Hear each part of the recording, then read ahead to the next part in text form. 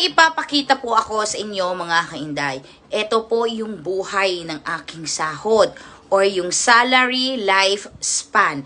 Ito po kung gaano kahaba yung buhay ng aking sahod. Pagkagaling po yung sahod ko, pagkagaling kay boss yung pera ay papasok sa aking pay me. Pagkatapos naman, pagkagaling kay pay me ay itatransfer ko na to sa aking constant friend na si HSBC. Pagkagaling kay HSBC, of course, papunta na ito sa aking best friend na si Alipay. At si Alipay naman ay itatransfer niya sa kanyang napaka-best friend na si GCash. Ayun, mga kainday, yan lamang po ang lifespan ng aking sahod. At total of ilang minuto? 5 minutes mga kainday, walay na ang aking sahod. At ako po ay magtratrabaho na naman ng another 1 month para magkaroon ng sahod na ang lifespan lamang ay 5 minuto.